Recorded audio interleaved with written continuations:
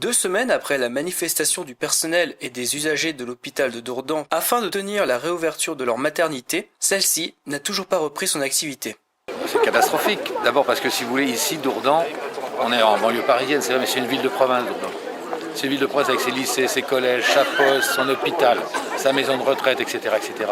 Donc c'est comme si on nous coupait un bras. Le travail de nos députés qui sont actifs mérite un soutien encore plus collectif.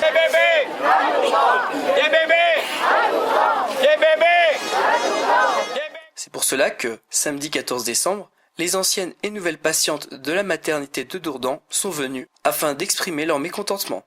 C'est un collectif, des femmes enceintes, donc c'est une seule lettre avec toutes les signatures des femmes enceintes. Ce n'est pas une démarche individuelle, c'est collective.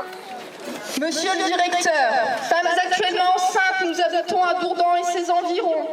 Nous arrivons à notre terme courant janvier 2014. Avec votre décision de suspendre l'activité de la maternité de Dourdan, vous faites de notre fin de grossesse un cauchemar.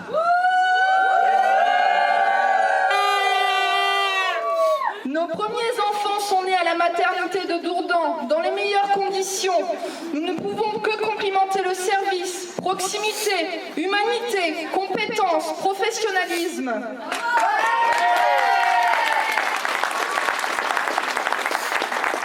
Pour nos grossesses, nous partions confiantes et sereines et pensant accoucher à nouveau à la maternité de Dourdan.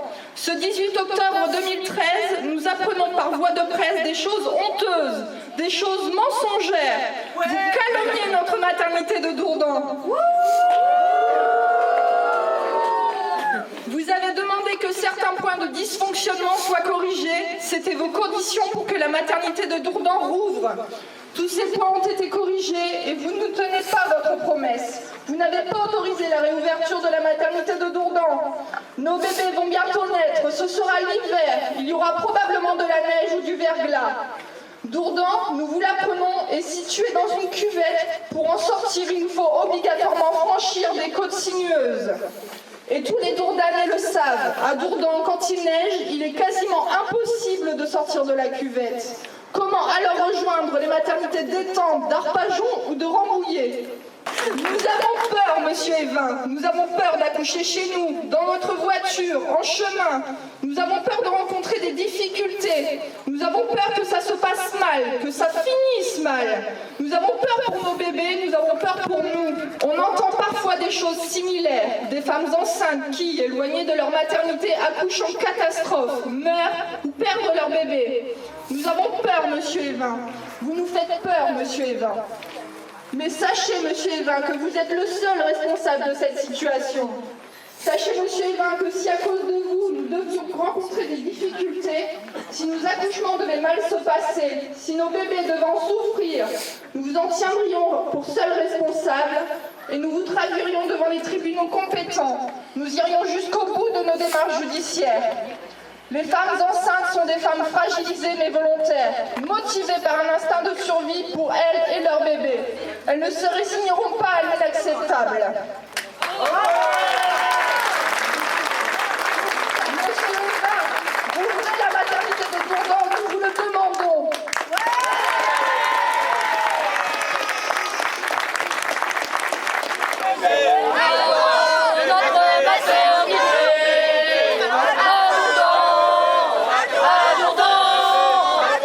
Pour aider ces futures mères inquiètes pour l'avenir de leur nouveau-né, le maire de Dourdan ainsi que les représentants des communes voisines étaient présents pour les soutenir.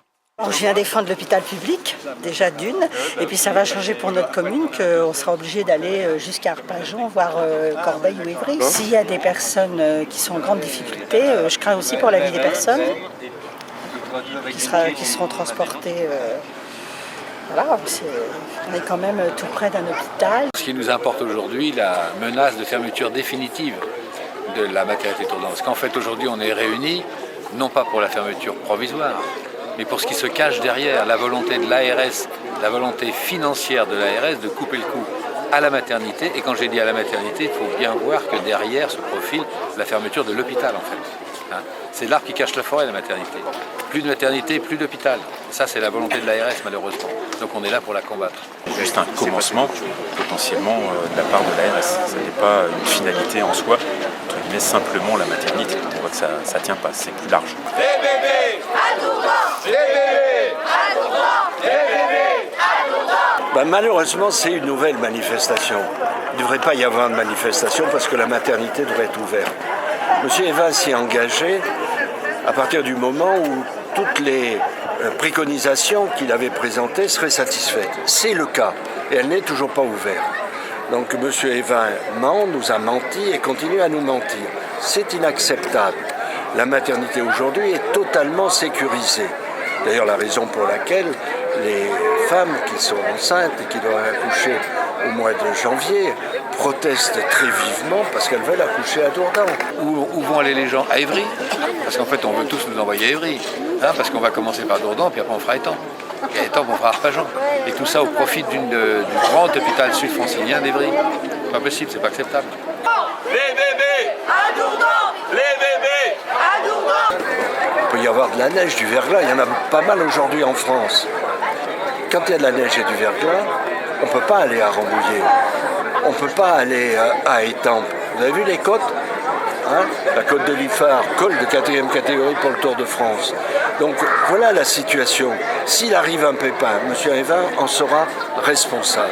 Mais derrière tout ça, il y a une volonté purement idéologique, partant du principe que les hôpitaux de proximité sont dépassés. Ces gens-là sont pour des usines dans lesquelles toute dimension humaine a disparu et où la sécurité, la qualité des soins est beaucoup moins bien assurée que dans nos petits hôpitaux. Mais sont ces technocrates enfermés à Paris qui décident de la vie des gens et ça, c'est pas acceptable. Il faudra bien qu'ils nous écoutent à un moment ou à un autre, sinon, on saura se faire entendre.